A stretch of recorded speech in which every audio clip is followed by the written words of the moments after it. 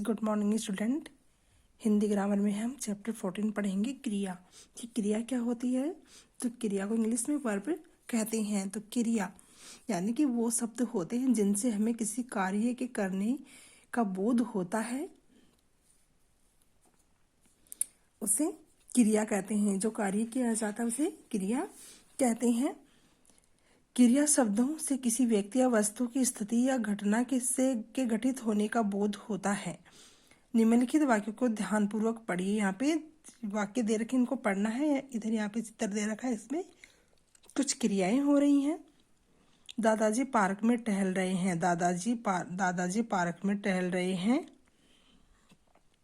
बच्चे खेल रहे हैं और पक्षी पेड़ पर बैठे हैं।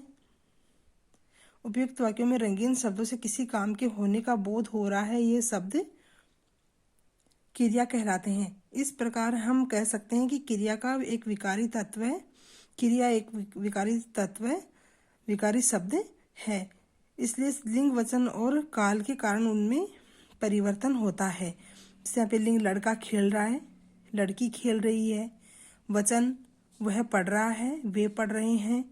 काल दादाजी सुबह जल्दी उठते हैं, कल दादाजी देर से उठे। उन्होंने कल से वे जल्दी उठेंगे। तो इसमें क्या लिंग के अनुसार क्या है, ये बदल जाते। जैसे लड़का इसमें खेल रहा है आएगा, और लड़की होती है उसमें रही है। और वचन वह पढ़ रहा है, वे पढ़ रहे हैं। तो वह इसमें आएगा रहा है, और वे बहुवचन हो जाता है, उसमें रही हैं। और काल के अनुसार भी बदल जाता है। दादाजी सुबह जल्दी उठते हैं, यानी रोज उठते हैं। कल दादाजी देर से उठे, यानी कल उठे थे देर से, जो समय बीत चुका है। उन्होंने कल कहा कल से वे जल्दी उठेंगे, और दादाजी ने कहा कि वे कल से जल्दी उठेंगे, यानी आने वाले समय में उठेंगे। तो ये काल के अनुसार, समय के अनुसार इनमें भी, क्रियाओं में भी परिवर्तन हो जाता है। धातु, क्रिया का जो मूल रूप होता है वो धातु कहलाता है। क्रिया के मूल रूप या मूल अंश को धातु कहते हैं। धातु की पहचान, क्रिया की धातु को जानने के लिए उसके साथ तू, कर्ता लगाएं और क्रिया को वर्तमान काल में रखते हुए आदेशात्मक प्रयोग कीजिए। जैसे तू खा,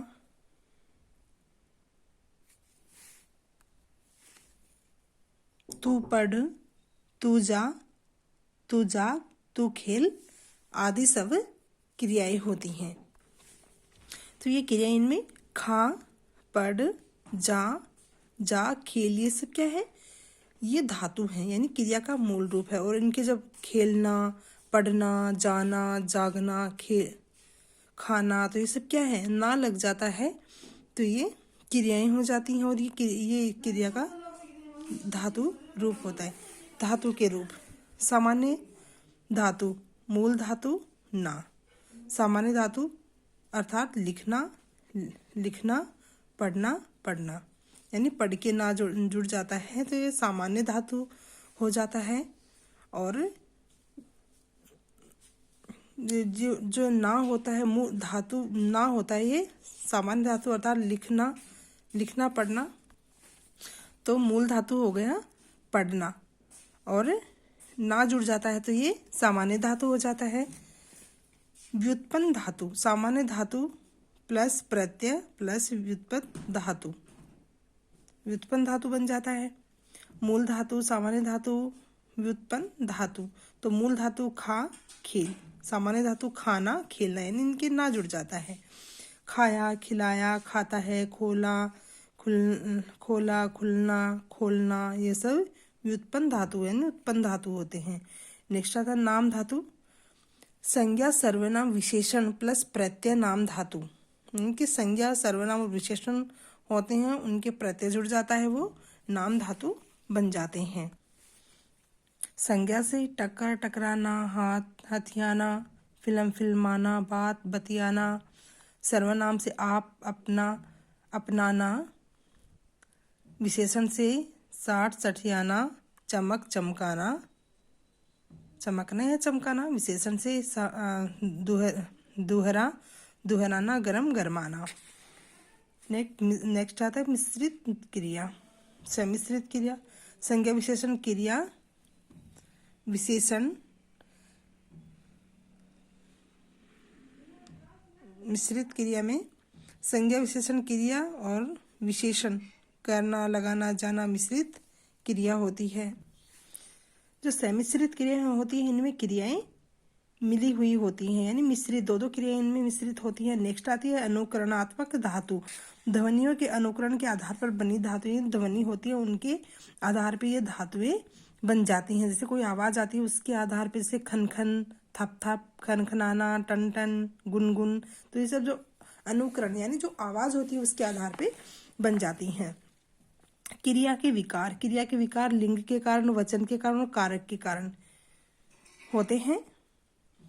क्रिया के भेद, क्रिया के भेद, क्रिया के दो भेद होते हैं। मुख्यतः क्रिया के दो भेद होते हैं। कौन से? सकर्मक और अकर्मक माने गए हैं। हमारी बुक में दे रखे हैं क्रिया के दो भेद दे रखे हैं यहाँ पे। अर्थ कर्म के आधार पे दे रखा है एक तो, दूसरा दे रखा प्रयोग और रचना के आधार पे। तो अर्थ के आधार पे या कर्म के आधार पे तो दो प्रकार की होती है, और प्रयोग व रचना के आधार पे 5 प्रकार की होती हैं। सबसे पहले अर्थ के आधार पे अकर्मक और सकर्मक होती हैं। सकर्मक होती है वो एक कर्मक और द्विकर्मक होती है। अर्थ के आधार पे क्रिया दो प्रकार की होती है, सकर्मक और अकर्मक और सकर्मक। तो सकर्मक में एक कर्म भी होता है और द्विकर्मक भी होती है। नेक्स्ट आती है सेकंड, प्रेरणात्मक क्रिया, संयुक्त क्रिया, सामासिक समस्त क्रिया, कृदंत क्रिया, नामिक नाम धातु क्रिया। तो सबसे पहले अर्थ कर्म के आधार पे क्रिया के भेद, अकर्मक और सकर्मक। अकर्मक क्रिया होती है उसमें कर्म नहीं होता है, अकर्मक क्रिया में कर्म नहीं होता है, उसे अकर्मक क्रिया कहते हैं। जैसे लड़की खा रही है, इसमें कर्म नहीं है कि लड़की वो क्या खा रही है, पता नहीं, कोई फ्रूट खा रही है, खाना रोटी खा रही है, या कुछ सब्जी खा रही है, या कुछ और खा रही है, पता नहीं है। रवि गया, रवि कहाँ गया ये भी नहीं पता है कि वो कहाँ गया, इसमें कर्म नहीं है। तो अकर्मक में कर्म नहीं होता है। और सकर्मक क्रिया होती है, सकर्मक क्रिया में कर्म होता है। जैसे बंदर केला खा रहा है, अब बंदर खा रहा है ये लिख देते तो अकर्मक हो जाती है, हमें नहीं पता बंदर क्या खा रहा है, बंदर केला खा रहा है हमें पता है, इसमें कर्म है। लड़का चाय पी रहा है तो इसमें चाय कर्म है, हमें पता है लड़का क्या पी रहा है। सकर्मक क्रिया के भेद दो होते हैं, एक कर्मक और द्विकर्मक। एक क्रम वाली क्रिया एक कर्मक क्रिया होती है, इसमें एक कर्म होता है। और द्विकर्मक में दो कर्मों वाली क्रिया होती है, जिसमें दो कर्म होते हैं, वो द्विकर्मक क्रिया होती है। प्रयोग रचना के आधार पे सेकंड क्रिया आती है, प्रयोग और रचना के आधार पे। तो इसमें सबसे पहले है प्रेरणार्थक क्रिया। प्रेरणार्थक क्रिया, इसके दो भेद होते हैं। प्रथम प्रेरणार्थक क्रिया और एक द्वितीय, दूसरा होता है द्वितीय प्रेरणार्थक क्रिया। तो प्रथम प्रेरणार्थक क्रिया है, इसमें क्या करता, स्वयं कार्य में लगकर प्रेरणा देता है, यानी प्रथम प्रेरणार्थक क्रिया होती है। इसमें जो कर्ता होता है, कार्य करने वाला होता है, स्वयं कार्य करता है और दूसरे को भी प्रेरणा देता है। और द्वितीय प्रेरणार्थक में जब कर्ता स्वयं कार्य नहीं करता बल्कि किसी दूसरे से कार्य करवाता है, वो द्वितीय प्रेरणार्थक क्रिया होती है। नेक्स्ट आती है संयुक्त क्रिया। दो या दो से अधिक धातुओं से बनी क्रिया को संयुक्त क्रिया कहते हैं। दो धातुओं से मिलकर जो क्रिया बनती है वो संयुक्त क्रिया होती है। नेक्स्ट आती है सामासिक या समस्त क्रिया। दो क्रियाओं का समास की भांति प्रयोग होना, यानी सामासिक क्रिया होती है उसमें दो क्रियाएं होती हैं और समास की तरह प्रयोग की जाती हैं। नेक्स्ट आती है क्रंदत क्रिया। धातु क्रिया के अलग लगने वाले प्रत्ययों को कृत प्रत्यय कहते हैं। कृत प्रत्ययों से बनने वाली क्रिया कृदंत कहलाती है। इसका प्रयोग प्राय दो शब्दों की भांति किया जाता है। नेक्स्ट आता है नामिक या नाम धातु क्रिया। संज्ञा, सर्वनाम, विशेषण आदि शब्दों में प्रत्यय लगाकर बनी क्रियाओं को नाम धातु क्रिया कहते हैं। जैसे संज्ञा शब्दों से, सर्वनाम शब्दों से, विशेषण शब्दों से। संज्ञा शब्दों से लूट लूटना, लालच ललचाना। सर्वनाम शब्दों से आप या अपना अपनाना। विशेषण शब्दों से दुहरा दुहराना, चिकना चिकनाना या गरमाना। ये हैं क्रियाएं। तो क्रिया के भेद होते हैं वो दो होते हैं, कर्म अर्थ के आधार पे और दूसरा होता है रचना के आधार पे। तो कर्म के आधार पे क्रिया के दो भेद होते हैं, अकर्मक और सकर्मक। अकर्मक क्रिया में कर्म नहीं होता और सकर्मक क्रिया में कर्म होता है। सकर्मक क्रिया होती है वो दो प्रकार की होती है, एक कर्मक और द्विकर्मक। एक कर्मक क्रिया में एक कर्म होता है और द्विकर्मक में दो कर्म होते हैं।